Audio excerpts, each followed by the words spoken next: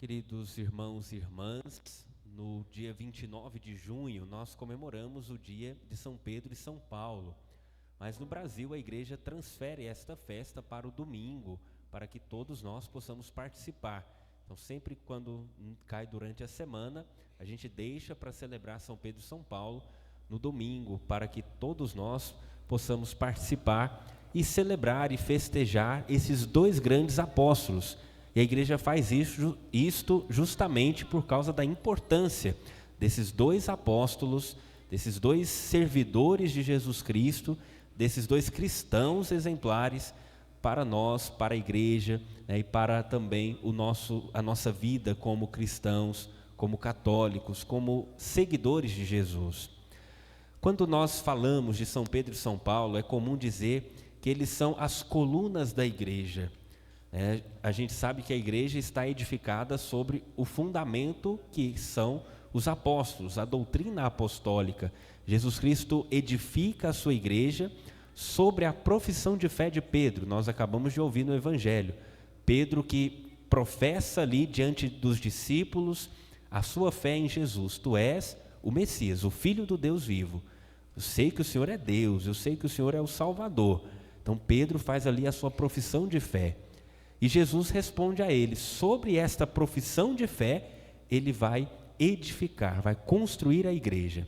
Então, o alicerce, o fundamento, as fundações da igreja são os apóstolos, a profissão de fé, que também nós, daqui a pouco, vamos professar. Esse credo que nós rezamos, desde o tempo dos apóstolos, foi se compilando, foi se formando, e durante toda a existência da igreja, os cristãos professam essa fé. Mas nós sabemos que um edifício é preciso ter a fundação, mas também se erguer. E a igreja, nesse edifício espiritual, tem como então colunas, aquilo que mantém a igreja de pé, Pedro e Paulo. Eles são essas colunas principais. Cada um de nós também somos colunas da igreja, somos parte desse edifício espiritual que é a igreja, o corpo místico de Cristo.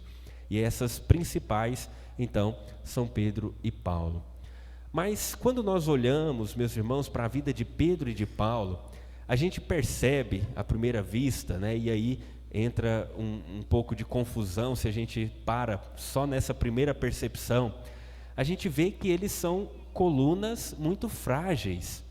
A gente sabe que é preciso fazer colunas fortes, Aqui a gente vai fazer cada coluna tem umas ali que dá 90 centímetros quase da torre, para que sustente a torre em pé. Então, se a gente olha para Pedro e Paulo, para a vida dos dois, Pedro, que era pescador, que era impulsivo, que ali cortou a orelha do soldado, negou Jesus, abandonou Jesus na hora da cruz, na hora da morte. Paulo, que era perseguidor dos cristãos, mandava matar os cristãos e se regozijava, achava bom aquilo porque era menos um cristão no mundo. Paulo aprovava todas essas coisas, perseguia a igreja de Cristo. Se nós olhamos então a vida desses dois homens, nós vemos ali colunas muito frágeis, homens muito frágeis. Mas aí, meu irmão, minha irmã, está a grandeza desses dois apóstolos, e aí está o grande segredo da nossa vida cristã, o grande segredo que Jesus quer nos ensinar em todo o Evangelho. Todos os milagres, tudo o que Jesus faz é para nos mostrar isso, que São Pedro e São Paulo depois conseguiram identificar muito bem na vida deles. É na fraqueza que a força de Cristo se manifesta. Paulo escreve isso em uma de suas cartas. É quando somos fracos que Cristo mostra a sua força. Porque, meus irmãos, aquele que é forte, que se acha forte, ele não quer depender de ninguém. Se eu me acho muito forte, eu não preciso de Deus, eu não preciso da força de Deus. Se eu me acho muito forte, eu não preciso dos irmãos, das irmãs, porque eu sou forte, eu consigo sozinho. Eu sou uma coluna que sustenta todo esse edifício sozinho e eu não vou nunca ceder. E aí, meus irmãos, acontece que vem as rachaduras, vem ali as fraquezas e acaba desmoronando todo o edifício, porque nos achávamos fortes e não dependemos, não pedimos ajuda, principalmente de Deus, da força de Deus. E por isso eu disse que aí está a grandeza de Pedro e de Paulo, porque os dois, reconhecendo e olhando para a vida deles, vendo que eram frágeis, que eram seres humanos, que tinham as suas limitações, eles confiaram na força de Deus, se abandonaram em Deus. Pedro, depois de Pentecostes, revestido com a graça de Deus, com o Espírito Santo de Deus, ele tem essa força de Deus que o impulsiona. E nós ouvimos na primeira leitura de hoje, essa leitura nos chama muita atenção, a cena da leitura. São Lucas, ao escrever os Atos dos Apóstolos, relata que Pedro estava na prisão. Pedro seria julgado no outro dia e com certeza seria condenado à morte, porque eles estavam eliminando os cristãos, tinham matado já o Tiago, irmão do Senhor, tinha matado vários cristãos, e ali Pedro com certeza seria morto. E São Lucas dá alguns detalhes, ele estava amarrado, acorrentado, com correntes nos seus braços. Tinham 4 grupos de 4 soldados, então 16 soldados para vigiar Pedro. E além disso, ele estava ainda no meio de 2 soldados, tinha um de cada lado, ele amarrado com as correntes para que ele não fugisse. E Pedro fazia o que, meus irmãos? Dormia. Até chama-nos a atenção, porque como que Pedro ia ser condenado no outro dia, com essas correntes, na prisão, com tanto soldado vigiando, e Pedro dormia. E aí, meus irmãos, é um grande ensinamento para a nossa vida também. Pedro sabia que ele não podia fazer nada. O que ele iria fazer? Iria lutar com as mãos acorrentadas com 16 soldados? Será que ele conseguiria vencê-los humanamente com a sua força? Jamais. Pedro iria roubar a chave ali de um soldado para abrir os portões da cadeia? Ele não iria conseguir. E Pedro, vendo que não conseguiria nada com a sua humanidade, com a sua fraqueza, com as suas limitações, faz aquilo que lhe resta fazer: dorme tranquilamente. E aí, confiando no Senhor, o milagre de Deus acontece e a força de Deus se manifesta. Deus envia o seu anjo, o anjo vai até Pedro, as correntes caem de suas mãos, ele passa pelos soldados, os portões se abrem e Pedro é libertado ali naquela ocasião. Mas Pedro depois, meus irmãos, derramou seu sangue. Pedro também morreu, foi mártir, derramou seu sangue como Cristo na cruz, de cabeça para baixo, porque não era digno, segundo ele, de morrer igual Jesus Cristo. E ali nós vemos então a humanidade de Pedro naquela cruz. E tantas pessoas podem ver assim como quando olham para Cristo na cruz e pensam, que fragilidade, que fraqueza, um homem que morreu na cruz. E assim também talvez tantos pensaram de Pedro, mas ali, meus irmãos, foi a grande manifestação da força que aquele homem tinha por causa da força de Cristo que estava nele. É na fraqueza que a força de Deus se manifesta. Também nós ouvimos na segunda leitura uma das leituras mais bonitas das cartas que São Paulo escreve. Eu acho que é uma das mais bonitas, porque ali nós vemos um Paulo que já passou por tantas coisas, que está preso, que está prestes a ser morto também, e ali ele abre o seu coração, escreve o seu testamento. Paulo olha para trás, faz memória daquilo que ele já fez, daquilo que ele percorreu na sua vida, e depois olha para frente o que ainda o espera. O que sobrou na vida de Paulo? E é bonito porque ele vai dizendo, quanto a mim, já estou para ser derramado em sacrifício. Ou seja, ele sabe qual é o seu destino. Ele vai morrer, vai dar o seu sangue por Cristo. Combati o bom combate, completei a corrida, guardei a fé. Isso, meus irmãos, é espetacular. Paulo não tinha mais nada para fazer.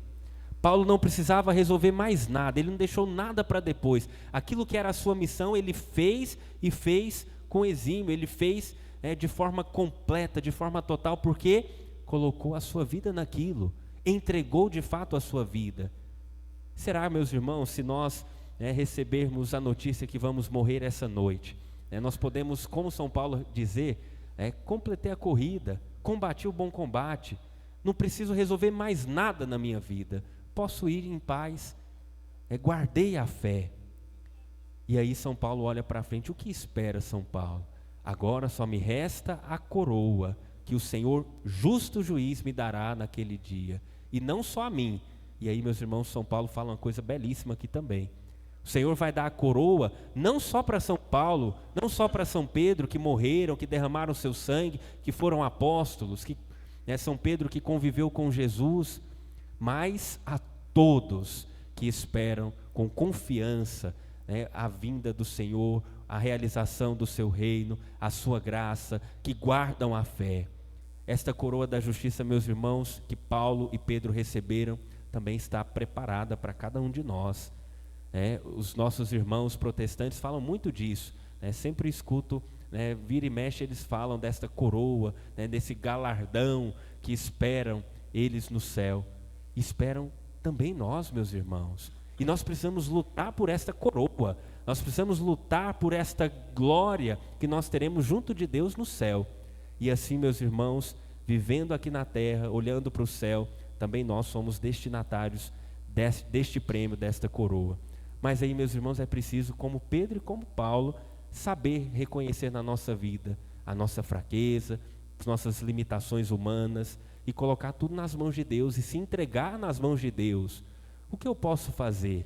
O que eu posso resolver? Isso eu não posso resolver, isso está além das minhas forças. Então Deus age, Deus manifesta a sua força, Deus realiza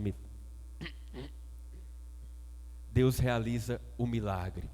Meus irmãos, peçamos então a intercessão de São Pedro e São Paulo, esses grandes santos, colunas da igreja, para que também nós possamos um dia contemplar a Cristo no céu, também nós recebamos esta coroa que está reservada a cada um de nós.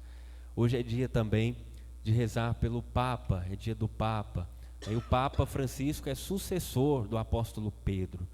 Nós ouvimos na leitura do Evangelho que Jesus, ele coloca Pedro como o primeiro entre os apóstolos e dá a Pedro a missão de governar a igreja que Jesus fundou. E depois Pedro, quando Pedro morre, a igreja escolhe seus sucessores e assim por diante, em todos os séculos até os dias de hoje. O Papa Francisco é o sucessor de São Pedro. E meus irmãos, nós somos católicos se estamos unidos ao Papa. Nós somos católicos porque temos um Papa. Quando na história da igreja as pessoas não quiseram reconhecer a autoridade do Papa, se rebelaram, tivemos vários cismas. Daí surgiu, por exemplo, a igreja ortodoxa, surgiram tantas outras igrejas que se rebelaram e não aceitaram a autoridade do Papa. Eles não são católicos, apostólicos, romanos. Nós somos porque temos um Papa. E o Papa é sucessor de São Pedro. E o Papa, meus irmãos, é escolhido pelo Espírito Santo. Se nós acreditamos nisso de fato, nós sabemos que é o Espírito Santo que conduz a igreja, e por isso nós, como católicos, rezamos pelo Papa.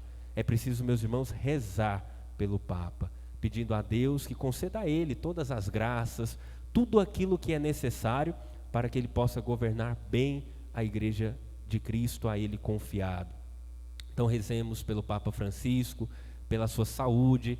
O Papa que já é um senhor de quase 90 anos de idade, tem tantas responsabilidades. Imaginem vocês, responsabilidades que nós temos na nossa casa, na nossa comunidade. Agora coloca isso na igreja no mundo inteiro, para um senhor de quase 90 anos de idade. E o Papa com firmeza, mesmo com a saúde debilitada, ele continua guiando, governando, ensinando a cada um de nós. Por isso, rezemos sempre pelo Papa Francisco. Louvado seja nosso Senhor Jesus Cristo.